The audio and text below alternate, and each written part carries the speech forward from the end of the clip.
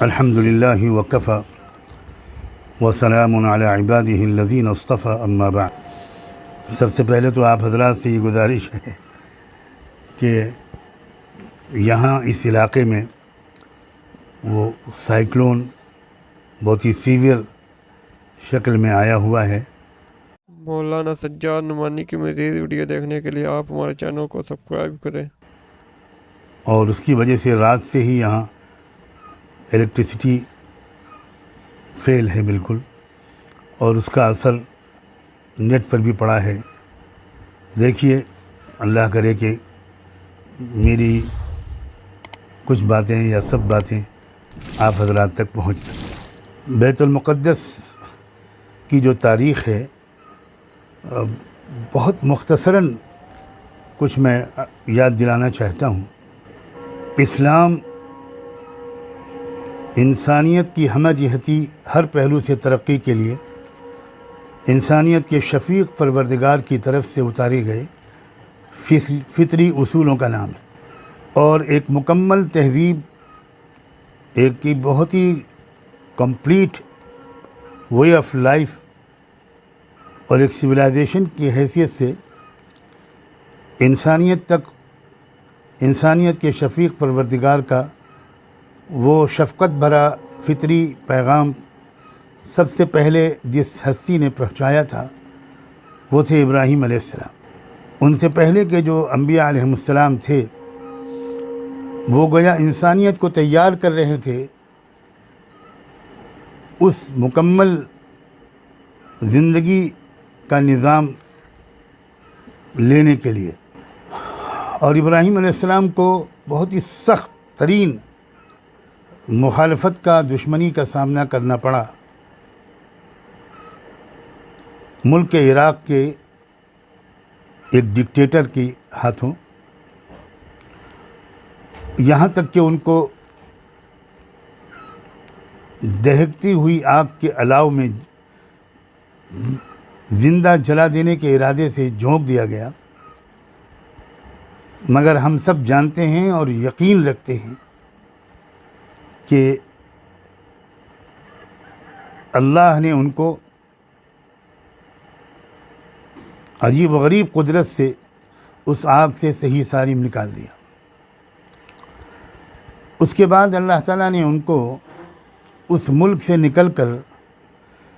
سرزمین فلسطین میں جا کر بس جانے کا حکم دے دیا۔ اللہ تعالیٰ نے قرآن مجید میں سورہ انبیاء کی آیت نمبر 71 میں یہ واقعہ ان لفظوں میں بیان فرمایا ہے کہ وَنَجَّيْنَاهُ وَلُوطًا إِلَى الْأَرْضِ الَّتِي بَارَكْنَا فِيهَا لِلْعَالَمِينَ، کہ اللہ فرماتے ہیں کہ ہم نے ابراہیم کو اور ان کے بھتیجے لوط کو اس خطۂ زمیں میں بھیج دیا، ان ظالموں سے بچا کر، جس خطۂ زمیں میں ہم نے پوری دنیا کے لیے برکتیں رکھی ہوئی ہیں۔ یہ بہت اہم لفظ ہے، بس صرف نوٹ کر لیجئے اس کی اہمیت کو کہ کتنے زمانے پہلے اس زمین کے بارے میں خدا نے یہ لفظ بولا کہ اس میں برکت ہے، اور وہ بے برکت علاقائی نہیں ہے، صرف للعالمین ہے، پوری دنیائے انسانیت کے لیے اس زمین کے اندر برکت کے اسباب ہیں۔ بہت کچھ اس برکت کے اسباب کی تشریح کے طور پر کہا جا سکتا ہے اور کہا جانا چاہیے، لیکن اس وقت میں اس تفصیل میں نہیں جا سکوں گا۔ اب یہ جو ابراہیم علیہ السلام کو عراق سے بھیجا گیا فلسطین، تو یوں سمجھیے کہ پہلا عالمی مرکز انسانیت کی تعلیم و تربیت کے لیے اور اس کو ایک شائستہ تہذیب و تمدن سکھانے کے لیے یہ پہلا مرکز بنا، پہلا آباد مرکز بنا، پہلا ایکٹیو مرکز بنا۔ یہ ہے بیت المقدس کی ابتدا۔ اور یہ بھی میں ذکر کر دوں کہ یہی ابراہیم علیہ السلام ہیں کہ ان کے ایک بیٹے اسماعیل کے ذریعے سے مکہ مکرمہ میں ایک اور مرکز قائم ہوا، اور اللہ نے اپنی عجیب و غریب منصوبہ بندی اور پلاننگ کے تحت گویا اس دور میں 2 عالمی مرکز انسانیت کی تعلیم، تہذیب، ترقی کے لیے، رہنمائی کے لیے قائم کروائے، اور دونوں کے جو سربراہ تھے وہ حضرت ابراہیم علیہ السلام تھے، اور ایک بیٹے اسماعیل مکہ مکرمہ والے مرکز کے سربراہ بنے، اور دوسرے بیٹے اسحاق علیہ السلام یہ فلسطین و بیت المقدس والے مرکز کے نگراں، ذمہ دار، متولی، خادم، آپ جو چاہیں لفظ استعمال کریں۔ اور اس وقت سے بیت المقدس کی جو تاریخ ہے وہ اس طرح کی ہے کہ بہت عظیم علماء نے، جن کی بیت المقدس کی تاریخ پر بہت گہری نظر ہے، انہوں نے اس کے بارے میں ایسی اہم باتیں ارشاد فرمائی ہیں کہ میں یہ سمجھتا ہوں کہ اگر میں کم سے کم ایک عالم کا جو 2 صدی ہجری ہی میں گزرے ہیں، حضرت مقاتل ابن سلیمان، میں ان کا صرف ایک اقتباس پڑھ کر سناؤں، وہ تو عربی میں ہے، میں اس کا اگر ترجمہ کروں تو شاید وقت بچ جائے گا اقتباس سنانے کے بجائے۔ ان کا یہ کہنا ہے کہ کوئی ایک بالشت بھی سرزمین بیت المقدس میں ایسی جگہ نہیں ہے جس میں کہ کسی نہ کسی نبی نے اللہ کا ذکر نہ کیا ہو، نماز نہ ادا کی ہو۔ وہی جگہ ہے جہاں بہت سے انبیاء علیہ السلام، جن میں سے کچھ کا انہوں نے نام بھی لیا، انہوں نے انسانیت کی رہنمائی کا کام انجام دیا۔ حضرت زکریہ علیہ السلام کا خاص طور پر ذکر کیا جاتا ہے، جن کا قرآن میں نام لے کر ذکر ہے۔ حضرت مریم، حضرت عیسیٰ علیہ السلام کی جو والدہ ماجدہ تھیں، عظیم خاتون، جن کو ایک مثالی آئیڈیل خاتون قرار دیا ہے قرآن نے تمام دنیا کی اچھی پاک دامن عورتوں کے لیے، وہ بھی وہیں پیدا ہوئیں۔ ان کے والد ماجد حضرت عمران، جو ایک بہت عظیم بزرگ شخصیت تھی، وہ بھی وہیں کے۔ حضرت مریم کے بیٹے حضرت عیسیٰ علیہ السلام، وہ بھی وہیں سے۔ عیسیٰ علیہ السلام کو آسمانوں پر اٹھایا گیا وہیں سے، اور بھی بہت سی چیزوں کا تذکرہ انہوں نے کیا ہے۔ یعنی ایک پوری تاریخ ہے، پوری مسلسل بیت المقدس کی ایک عجیب روحانی اہمیت ہے اور تأثیر ہے۔ میں قصداً 2 لفظ بول رہا ہوں، اہمیت اور تأثیر۔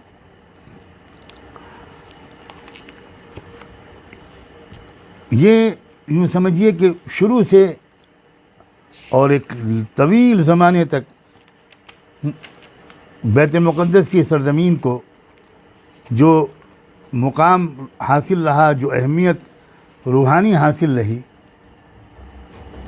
میں اس کی طرف ذہنوں کو صرف آپ کی توجہ کو مبذول کرنا چاہ رہا ہوں، یہاں تک کہ وہ وقت آیا جب ایک بات میں ذرا سا ابھی پہلے کہہ دوں کہ بہت بنیادی غلط فہمی دنیا کے اکثر لوگوں کو یہ ہے کہ اسلام اس مذہب کا نام ہے جو محمد الرسول اللہ لے کر آئے، عیسائیت اس مذہب کا نام ہے جو حضرت عیسیٰ علیہ السلام لے کر آئے، یہودیت اس مذہب کا نام ہے جو تورات میں آیا، جو موسیٰ علیہ السلام لے کر آئے۔ اس غلط فہمی کے جو نقصانات ہیں اور اس کے جو منفی اور نیگیٹو اثرات ہیں، ان پر سچی بات یہ ہے کہ سینکڑوں گھنٹے گفتگو کی جائے تب بھی شاید تمام نقصانات کی وضاحت نہیں کی جا سکے گی۔ یہ دنیا کی قوموں کے درمیان جو جنگیں، لڑائیاں، دشمنیاں، عداوتیں اور بدامنیاں، یہ اس کی بہت بڑی وجہ یہی غلط فہمی ہے۔ اور افسوس یہ ہے کہ اس غلط فہمی کا شکار مسلمانوں کی بھی اچھی خاصی تعداد ہے۔ میں آج سب سے پہلے اس بات کو واضح کرنا چاہتا ہوں کہ اللہ کی طرف سے انسانوں کی ہر پہلو سے ترقی اور دنیا سے آخرت تک ان کی کامیابی کے لیے جو دین اتارا گیا وہ اسلام ہی ہے، اسلام ہی تھا۔ ہر نبی اسلام ہی لے کر آیا۔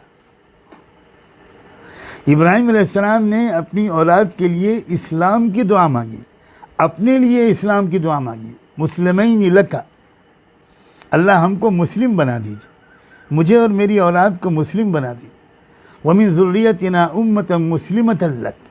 اور اللہ ہماری نسلوں سے امت مسلمہ پیدا فرمائیے۔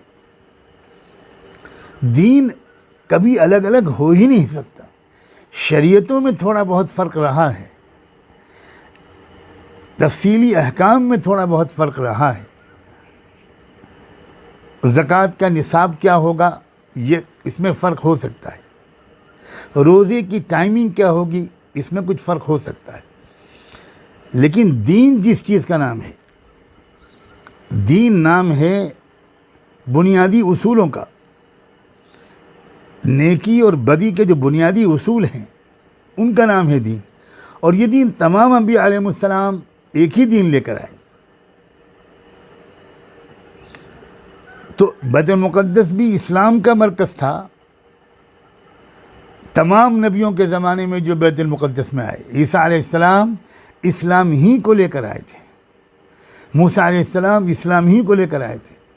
حضرت سلیمان اور حضرت داؤد کا دین اسلام ہی تھا۔ اس کے ثبوت بہت موجود ہیں قرآن میں بھی اور تاریخ میں بھی، لیکن میں اب اس وقت کی کمی کی وجہ سے صرف یہ اشارہ کر سکتا ہوں کہ اس کے بہت ثبوت موجود ہیں۔ اللہ کرے کہ میں آئندہ آنے والے دنوں میں ایک سیریز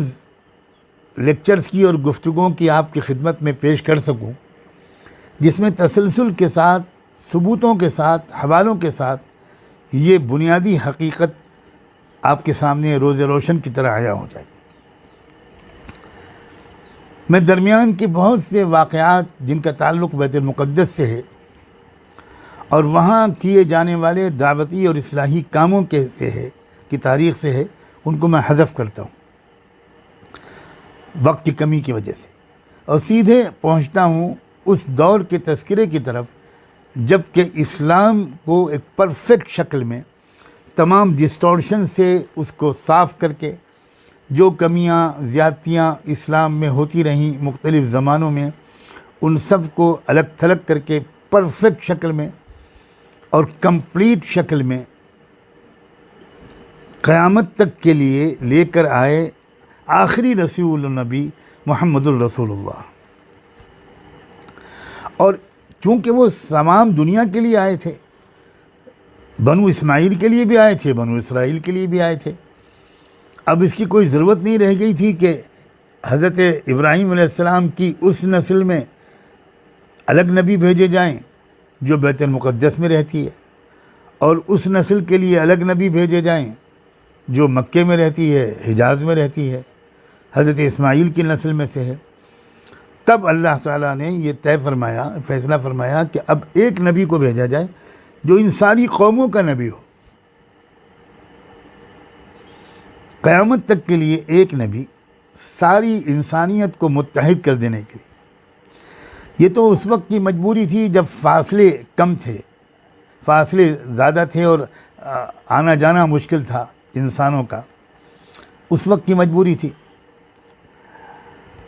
اس لیے الگ الگ علاقے میں نبی اللہ تعالیٰ بھیجتے تھے اپنے بندوں پر ازراہ شفقت و رحمت۔ اب جب کہ وہ دور شروع ہو گیا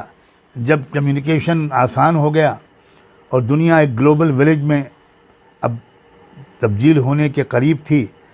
تو اللہ نے بہتر سمجھا کہ ایک ہی جگہ پر ایک ہی نبی سب کو مخاطب کرنے والا ساری انسانیت کے لیے بھیج دیا جائے۔ یہ تھے محمد الرسول اللہ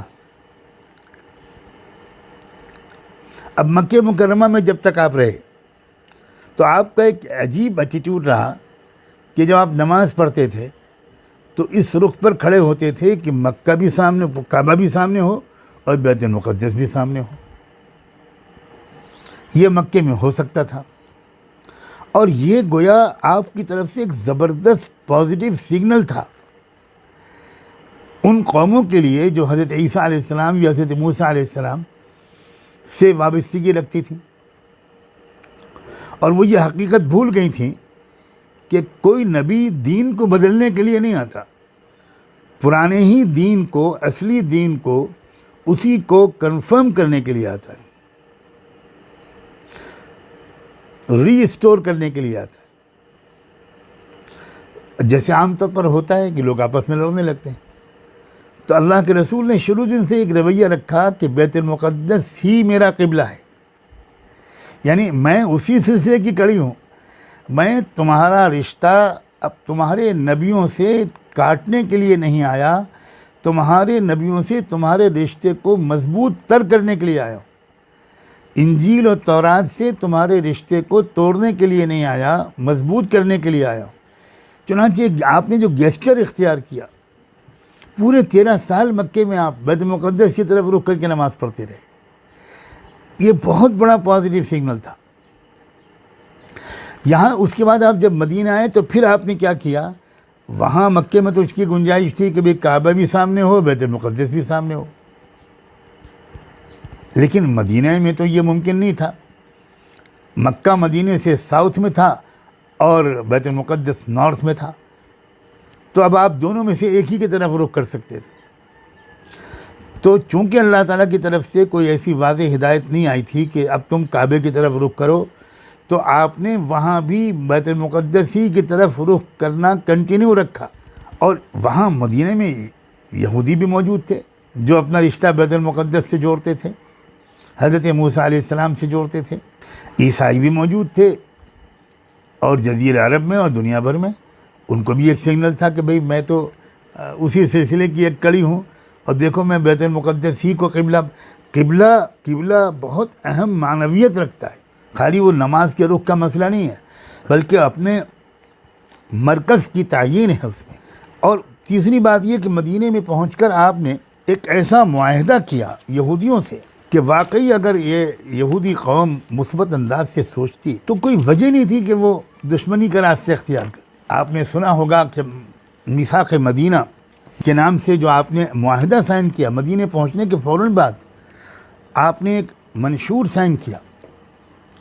ایک معاہدے بھی دستخط کیے، اور یہودیوں کے ساتھ ایک معاہدہ بڑا زبردست کیا آپ نے۔ بھئی اس معاہدے کے 54 دفعات ہیں، میں 4-5 دفعات آپ کو سناتا ہوں۔ پہلی دفعہ اس معاہدے کی یہ ہے کہ مدینے میں رہتے ہوئے یہودیوں کو مکمل مذہبی آزادی ہوگی۔ دوسری دفعہ یہ ہے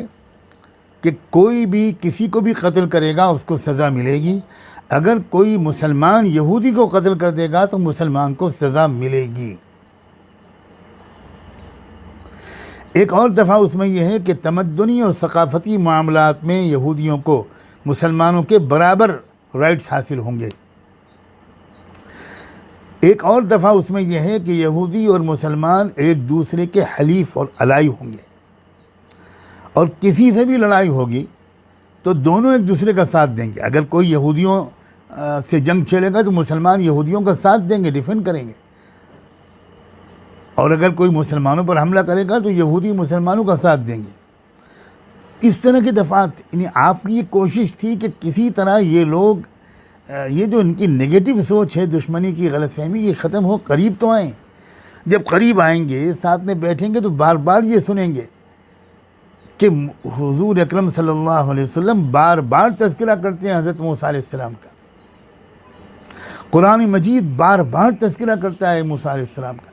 آپ سوچئے مدینے میں پہنچ کر جو سورت اتری، دو صورتیں اتری، بقرہ اور آل عمران۔ سورہ بقرہ میں یہودیوں ہی کو خطاب کیا گیا، انہی کو قریب کرنے کی کوشش کی گئی کہ خدا کے بندو سمجھو، میں تو اسی سلسلے کی ایک کڑی ہوں جس سلسلے کے تم پہلے سے قائل چلے آ رہے ہو۔ آل عمران میں عیسائیوں کو مخاطب کیا گیا، سورہ بقرہ میں یہودیوں کو خطاب کیا گیا، اور یہاں تک کہہ دیا گیا کہ بھائی جو ہمارے تمہارے درمیان ایک بالکل قدر مشترک ہے، آؤ اس پر متفق ہو جاؤ۔ یعنی یہ میں بیک گراؤنڈ بیان کر رہا ہوں کہ کتنی کوشش کی ہے محمد رسول اللہ نے صلی اللہ علیہ وآلہ وسلم کہ کسی طرح یہ یہودیوں کی سمجھ میں بات آئے، یہ نہ سمجھیں کہ موسیٰ علیہ السلام الگ نبی الگ دین لے کر آئے اور عیسیٰ علیہ السلام الگ دین لے کر آئے، یہ غلط فہمی سے نکلے لوگ۔ اور بار بار قرآن نے اس کو سمجھایا کہ شرع لکم من الدین ما وصی بہ الی آخر الآیہ، کہ لوگوں تمہارے لیے وہی دین آیا ہے جو اللہ نے نوح کو دیا تھا، موسیٰ کو دیا، عیسیٰ کو دیا اور تمام نبیوں کو دیا۔ بہرحال یہ میثاق مدینہ ایک ایسا گولڈن چانس تھا کہ اس سے پھر یہودی انڈرسٹینڈنگ پر آتے، پازیٹیو اپروچ اپناتے اور کہتے کہ جب آپ اسی دین کو کنفرم کرنے کے لیے آئے ہیں تو ہمیں کیا اختلاف ہوگا۔ یہ مگر افسوس، بہت افسوس ہے کہ عام طور پر یہ حقیقت شیطان خدا جانے کس طرح لوگوں کے ذہنوں سے اوجھل رکھنے میں کامیاب ہو جاتا ہے۔ ساری دنیا کے سارے مذاہب ایک ہیں یہ میں نہیں کہہ رہا ہوں، یہ تو بالکل غلط ہے۔ کیسے ہو سکتا ہے؟ ایک مذہب کہتا ہے کہ 3 کروڑ تمہارے دیوتا ہے، ایک مذہب کہتا ہے کہ ایک خدا کے سوا کوئی نہیں ہے، کیسے دونوں ایک ہو سکتے ہیں؟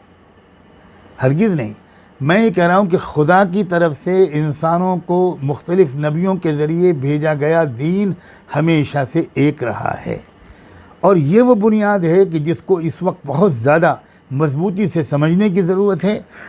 یہ ایک راستہ کھولتی ہے دوسری قوموں کے ساتھ مکالمے کا، ڈائیلاگ کا، دعوت کا،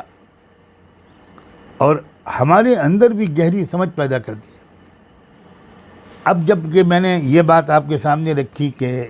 اہل کتاب کو سمجھانے کی بھرپور کوشش کی گئی ہے، یہ ایک مستقل موضوع ہے اور شاید کئی لیکچرز اس پر دیے جائیں، تب جا کر تصویر کسی حد تک واضح ہو پائے گی کہ اسلام نے پچھلے نبیوں کی طرف اپنے کو منسوب کرنے والوں کو سچائی سمجھانے کے لیے کتنے پیار سے، کتنی محبت سے، کتنی معقولیت سے، کتنی نرمی سے، کتنی برداشت کے ساتھ ان کو سمجھانے کی کوشش کی۔ اب یہاں تک کہ افسوس یہ ہے کہ یہ ساری کوششوں کا جواب بہت ہی نگیٹو ملا، ایسا نگیٹو ملا کہ یہودیوں نے طے کر لیا کہ ایڑی چوٹی کا زور لگانا ہے محمد کی مخالفت۔ بڑا ان کا ایک کمانڈر، بہت بڑے لیڈر تھا یہودیوں کا، حی ابن اخطب، مدینے میں، تو ایک لمبا قصہ ہے۔ اس نے اور اس کے بھائی نے پوری تحقیق کر کے یہ اطمینان کر لینے کے بعد کہ محمد واقعی سچے رسول لگتے ہیں، یہ اطمینان کر لینے کے بعد، اور یہ وہی رسول ہیں جن کا ہماری کتابوں میں تذکرہ ہے، اس کے باوجود وہ جو ریسزم ہوتا ہے، نسلی عصبیت اور دشمنی، فرقہ پرستی، وہ بہت خطرناک چیز ہے۔ یہ جان لینے کے بعد بھی کہ محمد سچی باتیں کہہ رہے ہیں، یہ فیصلہ کر لیا کہ ہم کو تو مرتے دم تک دشمنی کا رویہ رکھنا ہے۔ اب وہ کیسا نامبارک لمحہ تھا کہ جس نے ایک پوری قوم کو بڑی بہترین نعمت سے محروم کر دیا۔ اب یہ اس کے بعد نہ صرف یہ ہوا بلکہ پھر وہ عیسائی طاقتوں نے، جو بہت بڑی رومن امپائر تھی، اس نے سازشیں شروع کیں مدینے کے خلاف، اہل اسلام کے خلاف، اور اللہ کے رسول صلی اللہ علیہ وسلم نے اپنی زندگی ہی میں تبوک تشریف لے جا کر ایک زبردست پیغام بھی دے دیا۔ جو گفتگویں ہوئیں ہرکیولس کے دربار میں، وہ سب میں اس وقت ان کا تذکرہ نہیں کر پاؤں گا کہ کتنا یقین تھا اس رومن بادشاہ کو کہ محمد نبی برحق ہے۔ اس کے باوجود وہی پولیٹیکل مصلحتیں اور غرور، تکبر، ایروگنس، گھمنڈ، نسل پرستی، نسلی غرور، فیصلہ یہی کیا کہ ہم کو تو محمد کو کی مخالفت کرنی ہے۔ چنانچہ حضرت صدیق اکبر رضی اللہ عنہ نے اللہ کے رسول کی منشا کو اپنی آخری زندگی میں، حضور کی جو منشا تھی اور جو آپ کی توجہ تھی کہ یہ رومن امپائر کے اندر کروڑوں جو انسان بستے ہیں ان کو آزادانہ فیصلہ کرنے کا موقع ملے، اور وہ جو وہاں کی حکومت کا ایک دباؤ ہے، جبر ہے، اس سے نکلیں وہ لوگ۔ اسی کو سمجھتے ہوئے حضرت صدیق اکبر نے باقاعدہ رومن امپائر کے سے بات چیت کرنے، اور نہ مانے تو عوام سے بات چیت کرنے کی مہلت نہیں دیتے وہ، تو طاقت کے ذریعے سے حکومتوں کو راستے سے ہٹانے کی ارادے سے صحابہ کرام کے لشکر حضرت صدیق اکبر نے بھیجے۔ لمبی تاریخ ہے ان لشکروں کی۔ میں چاہتا ہوں اگر علماء سن رہے ہیں، اور یقیناً امامز کونسل کے اس پروگرام میں علماء اور ائمہ مساجد سن رہے ہوں گے، تو میں آپ سے گزارش کرتا ہوں کہ خدا کے لیے حضرت صدیق اکبر کی ان مہموں کا اور حضرت عمر فاروق کی ان اقدامات کا مطالعہ کر لیجئے۔ اگر کئی کتابیں آپ تفصیلی نہیں پڑھ سکتے تو صرف علامہ شبلی کی الفاروق پڑھ لیں۔ حضرت صدیق اکبر کے دور ہی میں جو ملک شام کے مختلف صوبے تھے، ان صوبوں میں الگ الگ صحابہ کرام کے ساتھ گویا لشکر گئے، اور بڑی کامیابیاں ان کو ملیں بڑی زبردست قربانیوں کے بعد۔ انہی صوبوں میں ایک صوبہ فلسطین بھی تھا۔ یہاں حضرت عمر فاروق کے زمانے میں گویا جس کی باری آئی۔ اب جب صحابہ کرام مختلف علاقوں کو فتح کر کے فلسطین پر پہنچے، بیت المقدس پر پہنچے، تو یہ عیسائیوں کا مرکز تھا، اور انہوں نے کیا کیا، پہلے تو اپنے کو قلعے میں بند کر لیا اور قلعے کے اندر سے مقابلہ کرنے کی کوشش کی، لیکن کچھ دن مقابلے کے بعد وہ یہ سمجھ گئے کہ ہم کر نہیں پائیں گے مقابلہ۔ انہوں نے اپنے پادریوں سے مشورے بھی کیے، بڑی لمبی اس کی دلچسپ تاریخ ہے۔ پادریوں نے مذہبی اور روحانی طور پر غور و فکر کر کے یہ مشورہ دیا کہ شکست یقینی ہے، وہ وقت آ گیا ہے، اس لیے اب آپ مسلمانوں کے ہاتھ بیت المقدس کو حوالے کر دیجیے۔ بس اتنا آپ کیجئے کہ آپ یہ اس پر اصرار کیجئے کہ مسلمانوں کے جو خلیفہ اور حکمراں ہیں امیر المؤمنین عمر فاروق، وہ خود مدینے سے آئیں اور ان کو بیت المقدس کی چابیاں دیجئے، اس لیے کہ یہ بیت المقدس یہ عام جگہ نہیں ہے۔ چنانچہ یہ پیغام جب حضرت عمر کو ملا، حضرت عمر نے مشورہ کیا، اور سیدنا علی رضی اللہ تعالیٰ عنہ نے پرزور تائید کی، کہا کہ بالکل آپ کو جانا چاہیے، آپ ضرور تشریف لے جائیے۔ کچھ اور صحابہ کو تردد تھا،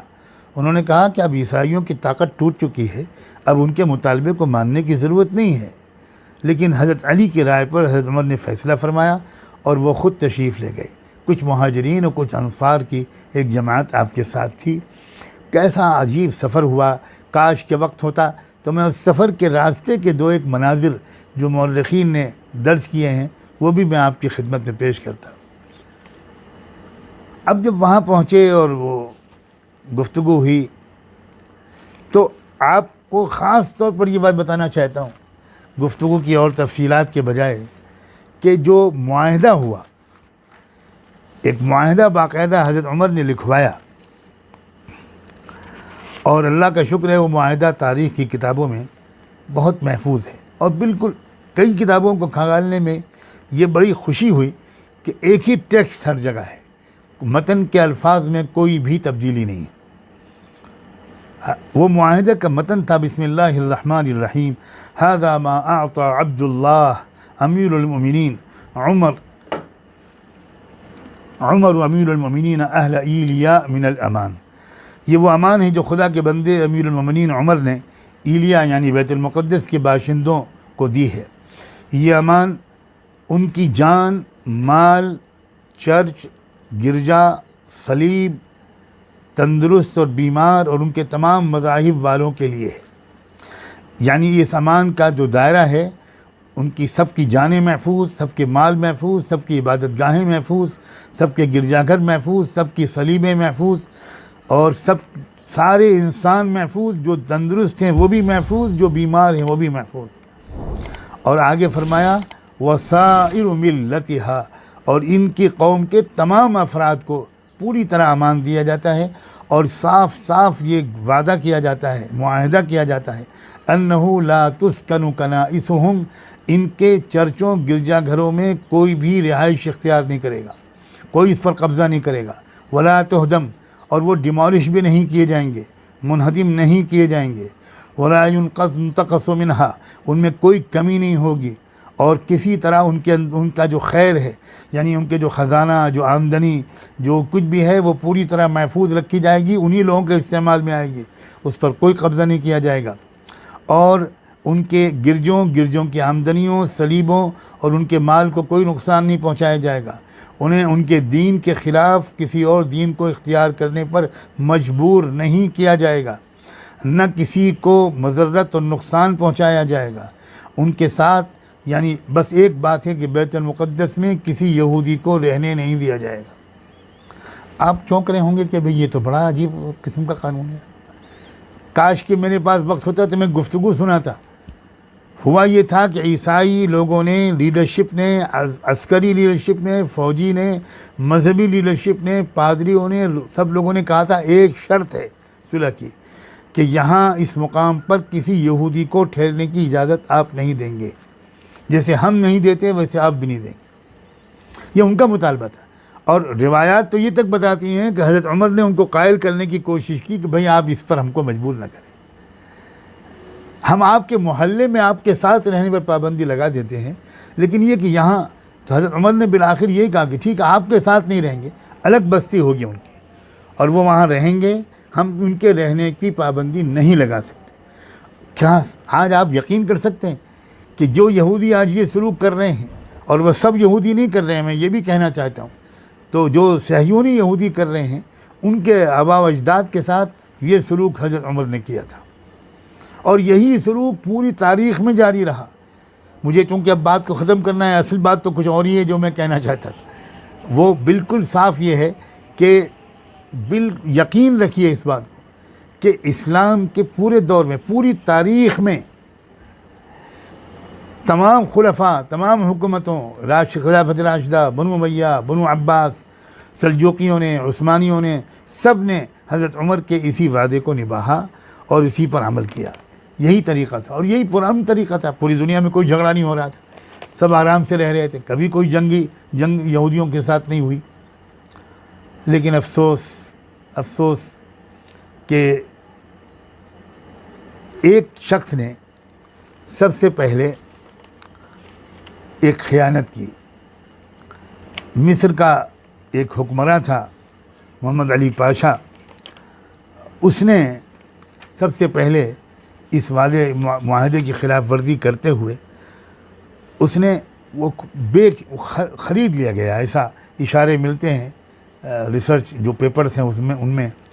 اور وہ کچھ پیسہ لے کر اس نے 10 یہودی خاندانوں کو بیت المقدس میں رہنے کی اجازت دی، رہنے کی، آنے جانے کی نہیں، آنے جانے کی اجازت تو تھی، 1 مہینے تک رک سکتے تھے، اس سے زیادہ نہیں رک سکتے تھے، لیکن علی پاشا نے یہ پابندی ہٹا دی، اور یہی جڑ بنیاد ہے وہ 10 خاندان، اس ساری مصیبت اور فساد کے جو پوری آج تک چل رہا ہے۔ بہرحال اس کے بعد پھر ایک جو دور آئے، آپ ابھی مختلف مقررین سے سن چکے ہیں کہ کیا ہوا پھر اس کے بعد 18ویں صدی کے آخر میں یا 19ویں صدی کے شروع میں کس طرح ایک چند یہودی لیڈروں اور سرمایہ داروں نے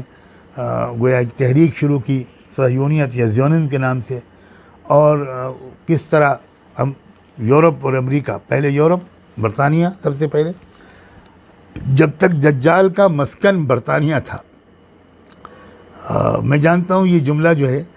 بہت تشریح طلب ہے، اور میں آپ کے اندر پیاس بھی پیدا کرنا چاہتا ہوں کہ دجال کا ایک اسٹیشن بہت زمانے تک برطانیہ رہا، اس کے بعد ایک وقت آیا کہ دجال کا اسٹیشن امریکہ منتقل ہوا، اور شاید برطانیہ ہی وہ جزیرہ تھا جہاں ایک عظیم صحابی تمیم داری کی ملاقات براہ راست دجال سے ہوئی تھی۔ چنانچہ برطانیہ ہی نے اس بچے کو جنم دیا، اسرائیل جس کا نام ہے، جس کی تفصیلات ابھی آپ سن چکے، اور اس کے بعد جو کچھ ہو رہا ہے کس طرح اسرائیل مظالم کر رہا ہے، کیسی بے انصافی کر رہا ہے۔ دنیا کے مختلف ملکوں میں جہاں جہاں یہ لوگ آباد ہوئے، ان ملکوں نے سب نے ان کو نکالا۔ میں نے پورے اعداد و شمار لکھے تھے کہ فرانس نے کس وقت نکالا، جرمنی نے کس وقت نکالا، برطانیہ نے کس وقت نکالا، یہاں تک کہ امریکہ کا ایک صدر، آپ حیرت کریں گے، امریکہ کے ایک صدر تھا، اس نے ایک تقریر کی ہے، بڑی زبردست تقریر ہے، جس میں اس نے پوری وضاحت کے ساتھ یہ گویا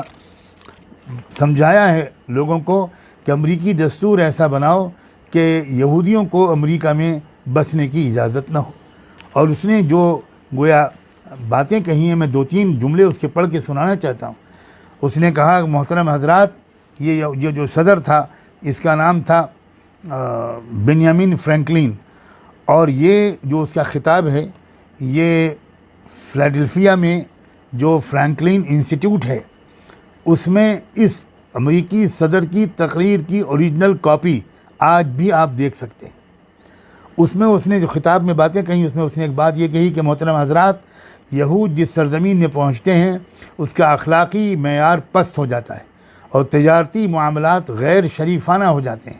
یہود صرف اپنا مفاد دیکھتے ہیں، دوسرے لوگوں کے ساتھ معاملات میں ناانصافی کرتے ہیں۔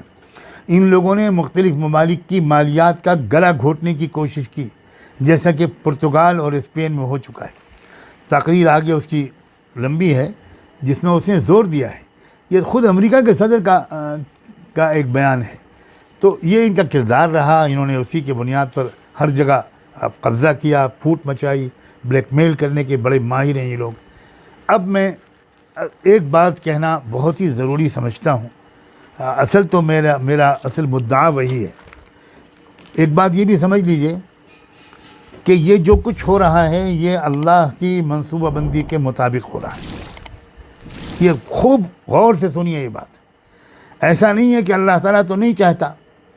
کہ یہ لوگ دوبارہ آئیں فلسطین میں اور یہ وہاں ظلم کے پہاڑ توڑیں، اور اللہ بے بس ہے، CIA کے آگے بے بس ہے اور موساد کے آگے بے بس ہے۔ ذہن سے نکال دیجئے اس وسوسے کو۔ اللہ کی مرضی اگر نہ ہوتی اور اللہ کا ایک خاص منصوبہ نہ ہوتا، ایک سیکرٹ پلان نہ ہوتا، تو کبھی ان کی کوششیں کامیاب نہیں ہو سکتی۔ ہاں، میں آپ کو بتانا چاہتا ہوں کہ اللہ تعالیٰ نے اس پلان کا اظہار قرآن میں کر دیا ہے۔ قرآن میں سب چیزیں موجود ہیں، ہم نے قرآن کو زندہ کتاب کی حیثیت سے سمجھنے کی کوشش ہی چھوڑ دی۔ میں صرف 2 آیتوں کی طرف اشارہ کرتا ہوں۔ اللہ تعالیٰ نے قرآن میں فرمایا، وَحَرَامٌ عَلَىٰ قَرْيَةٍ أَهْلَكْنَاهَا أَنَّهُمْ لَا يَرْجِعُونَ حَتَّىٰ إِذَا فُتِحَتْ یأجوج ومأجوج۔ اس میں صاف اشارہ ہے کہ یہ قوم بیت المقدس کی طرف واپس نہیں آ پائے گی، ہمیشہ کے لیے نہیں۔ ایک وقت آئے گا جب یہ آئے گی واپس، اور وہ وقت وہ ہوگا جب یاجوج اور ماجوج نامی قومیں وہ گویا بندھن سے کھول دی جائیں گی اور پوری دنیا پر چھا جائیں گی۔ وہ یہ بات بالکل تحقیقی ہے، 100% یقینی ہے کہ یاجوج ماجوج یورپین اور امریکن نسلوں ہی کا نام ہے۔ یہی قومیں ہیں جنہوں نے گویا اس بچے کو بڑھایا، جوان کیا اور اس کو فلسطین میں لا کر بسایا۔ لیکن یہ بسایا اللہ کی پلاننگ کے تحت، اور اللہ کی پلاننگ یہ کیوں ہے؟ وہ یہ ہے کہ اللہ تعالیٰ نے فرمایا کہ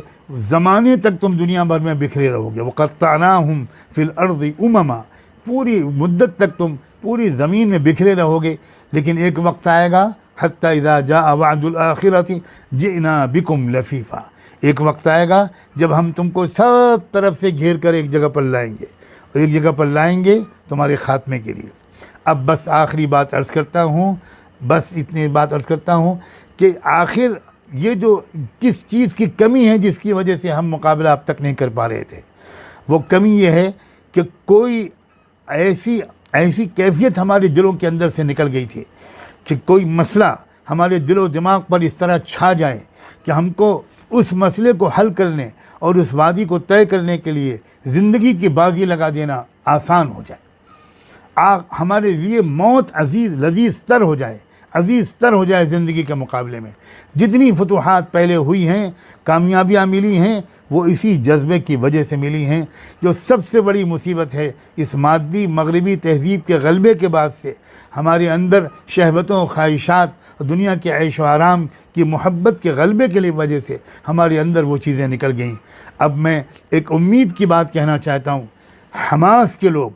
اللہ شیخ احمد یاسین کو اعلیٰ ترین مراتب سے نوازے۔ یاد رکھیے، کسی بھی انقلابی تحریک کے پیچھے کوئی ایک دیوانہ چاہیے، کوئی ایک فرزانہ چاہیے، کوئی ایک ایسا شخص چاہیے جس کو دل و دماغ اور اعصاب پر وہ تحریک اور وہ مشن اور وہ مقصد غالب آ جائے، اور وہ خالی خود لکھے اور بیان دے اور تقریر کرے اور مضمون کرے، لکھے نہیں، اس کا جینا دوبر ہو جائے، وہ اسی کے لیے جیے اور اسی کے لیے مرے، اسی کے لیے اٹھے اور اسی کے لیے بیٹھے۔ یہ شخصیت تھی شیخ احمد یاسین کی، اللہ ان کے درجے بلند کرے۔ انہوں نے کچھ نوجوانوں کی تربیت کی، ان نوجوانوں کے اندر عقابی روح پھونک دی، اور آج یہی عقابی روح والے لوگ ہیں جو ہم کو حماس کے اور حرکت الجہاد وغیرہ میں کے نوجوان نظر آ رہے ہیں۔ اور مجھے امید ہے ہمیں ان سے یہ سبق سیکھنا ہے، وہ ایمان، وہ یقین، وہ جذب و شوق، وہ قربانی کا جذبہ، وہ اپنے کو مٹا دینے کا جذبہ، وہ موت اور شہادت کی تمنا، آخرت کا جنت پر ترجیح دینا، دنیا پر ترجیح دینا، آخرت کا دنیا پر ترجیح دینا، یہ کیفیت ہمیں ان سے سیکھنی چاہیے۔ پوری دنیا کے اندر اہل ایمان کو مختلف چیلنجز درپیش ہیں، جو شاہ کلید ہے ان تمام چیلنجز کے مقابلے کی وہ ایمان ہے۔ اقوام متحدہ یہ کرے، ہیومن رائٹس یہ کرے، اور OIC یہ کرے، عرب لیگ یہ کرے، یہ سب بالکل فضول باتیں ہیں۔ ظاہر ہے کہ رسمی طور پر یہ باتیں بھی ہم لوگوں کو کرنی پڑتی ہے، لیکن یہ راستہ نہیں ہے۔ احمد یاسین نے جو طریقہ سکھایا، ان لوگوں کو سکھایا، وہ یہ سکھایا کہ بھئی ہم اپنے مسائل کو خود حل کریں گے۔ ہاں، اس کے باوجود وہ اتنی عقل مندی سے کام لیتے ہیں، بلا وجہ دشمن نہیں بناتے، بلا وجہ دشمن نہیں بناتے، اور لوگوں کی عقلی سطح کی رعایت کر کے وہ ان سب سے رابطے بھی رکھتے ہیں، ان سے بھی باتیں کرتے رہتے ہیں، ان کی باتوں کو سنتے بھی رہتے ہیں، اور لیکن اپنا جو راستہ انہوں نے اپنایا ہے جد و جہد کا، جان و مال کی قربانی کا، اور موت کو گلے لگانے کا، میرا تو دل چاہتا ہے کیا اللہ مجھے کسی طرح وہاں پہنچائے، میں کسی طرح ان کی خدمت کروں، ان نوجوانوں کی قدم بوسی کروں۔ یہ سبق سیکھنا ہے ہمارے نوجوانوں کو، یہ سبق سیکھنا ہے ہمارے علماء اور ائمہ مساجد کو، یہ سبق سیکھنا ہے ہمارے نوجوان بیٹوں اور بیٹیوں کو۔ سبحان اللہ، وہاں کی لڑکیاں، وہاں کی خواتین جس جرت، جس بہادری کا ثبوت دے رہی ہیں، ہزاروں مرد اس کو دیکھ کر شرما جائیں۔ یہ ہے اصل پیغام، اور انشاءاللہ وہ وقت بہت دور نہیں ہے، وہ جو آخری دور ہے اس قوم کی تاریخ کا وہ شروع ہو چکا ہے، آخری دور کی کارروائیاں شروع ہو گئی ہیں، اور یہ جو کچھ ہو رہا ہے یہ دراصل ان کو اسی کیفر کردار تک پہنچانے کی تمہید ہے۔ آج ہو یا کل ہو، پرسوں ہو، اور درمیان کے اندر کچھ قربانیوں کے مراحل آ جائیں، لیکن انجام اس کا بالکل یہی ہونا ہے، والعاقبۃ للمتقین۔ آخری انجام، آخری فتح ایمان والوں کی، تقوی والوں کی، جذبہ قربانی والوں کی ہوگی، اور اللہ کرے ہم سب کی طرف سے سلام پہنچے ان تمام قائدین کو بھی، ان کے نوجوانوں کو بھی، اور اللہ کرے ہم اور آپ بھی اپنے ملک کے اندر اپنی امت مسلمہ کو، انصاف پسندوں کو وہ اس سطح تک پہنچا سکیں تاکہ وہ بھی وقت ضرورت ہر طرح کی قربانی دینے کے لیے آمادہ رہیں۔ وآخر دعوانا ان الحمد للہ۔